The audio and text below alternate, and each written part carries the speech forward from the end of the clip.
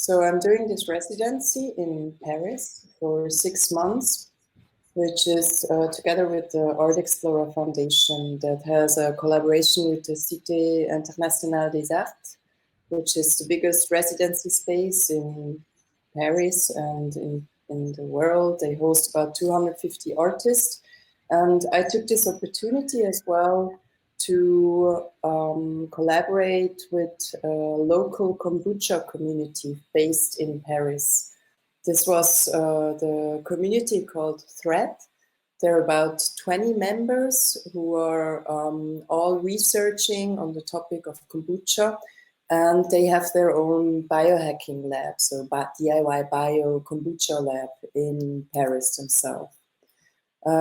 This was inspired by an exchange that started already in 2020. So I think the same time I started a project with HFF2020 to research on kombucha, and I found them and realized they're also kind of related with our network as well. So I will share my screen here.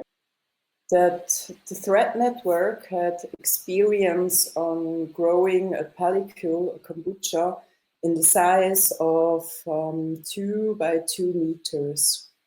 They did this on the purpose to create a dress, which you also can visit on their homepage. And for them, it was the first time experiencing like the outcome of growing a kombucha in that size in order to use it for leather production themselves. They rented a house by themselves in Paris, somewhere in the banlieue, because renting spaces in Paris is expensive as well. But they found a kind of abandoned place and could use it temporarily to grow this pellicule. It took them about a month, and as they were explaining me, it was emitting a lot of smells as well. It attired a lot of flies. That's why it was better to grow it indoors than outdoors. But they were super successful with this kombucha, and they finally also managed to grow this kimono. Here you have another picture, and this is the kombucha tsugi. So they worked with a designer to grow this or to design this kombucha. And this kombucha tsugi, made in 2019, is a mix between linen and actual kombucha leather. Thread also showed me a bit of their techniques of how they use what kind of materials and chemicals they used for post-production. This is, in my ideas, it's still something treated in secrecy, because somehow it's a topic that is very close to art and science, and the research on it is still a novelty. And there are many companies and many artists who are currently working on this subject all over the world. And what I felt like how they threatened this kombucha, how they post-produced it for using it as leather, was a way how they the technique was inspired by Middle-Age techniques of how to cure leather. So exactly, they use the same techniques in a way when you want to produce leather. So what I wanted to say is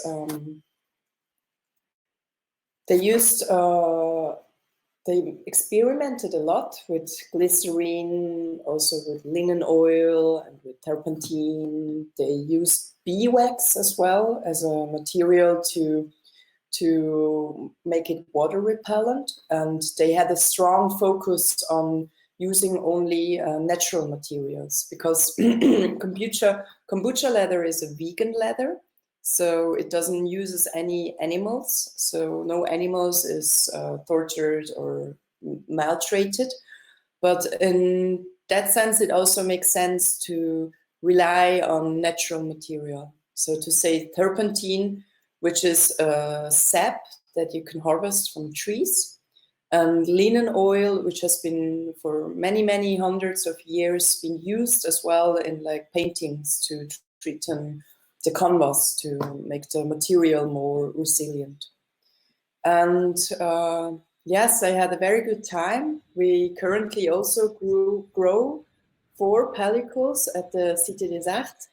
They are all the size of 2 by 2 meters, and I just left the babies there. I have somebody who's taking care of them, and I can tell, yeah, we are successful, but also we have failures. So in one pond, because you have to build your own big ponds, there is something growing which we don't know what it is. It might grow arms and becomes green, and then it starts walking, but hopefully not. Yes. Okay, very cool. Thank you. I see that the exchange with other communities, traveling as well, also in a physical way, brings a lot of knowledge and shared knowledge as well. So again, to emphasize, threads like the community I visited in Paris, they keep all the recipes open source, and they just want to have a quotation if you use the recipes, and they're very willing to share their techniques. Yeah, I had problems to travel as well. So especially there was a bit of a discrimination for people who travel because you had to pay for the PCR test, and it's very expensive here in Switzerland. It's not for free if you use it for traveling reasons.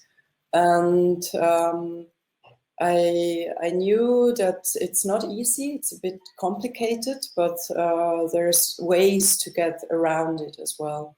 So, for example, if you have imperative reason and you have somebody like an institution who writes you a letter, you can still travel as well as avoiding the isolation times, like the going into isolation. And and while I was traveling, like while I was traveling by train and by car, I realized like the controls on the COVID and PCR tests were not present. It's also, how to say, I think for alone, only the logistic reasons to control everybody in this process would be a task of impossibility.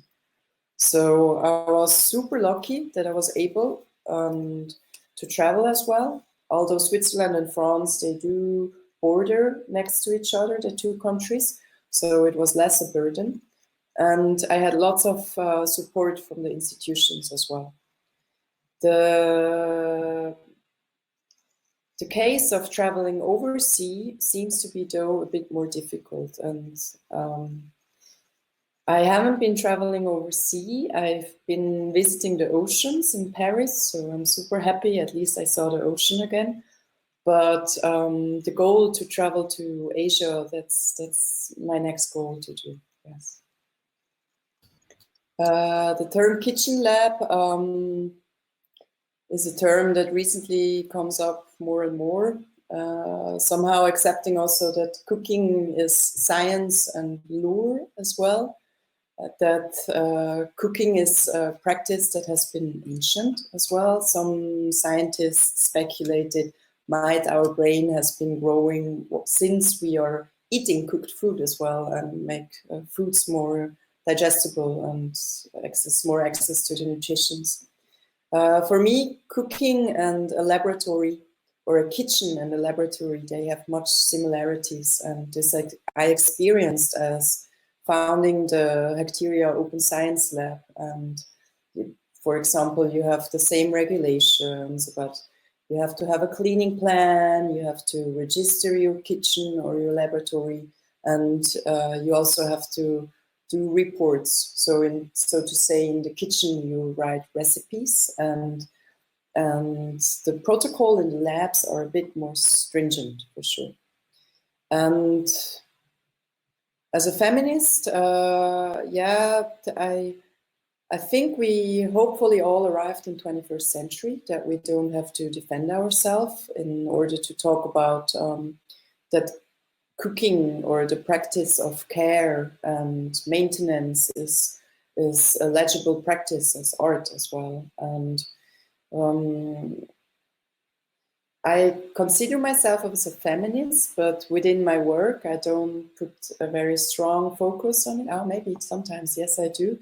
And I think especially in these times now where histories and global contexts are getting more closed again, it's important to update ourselves again about what feminism is.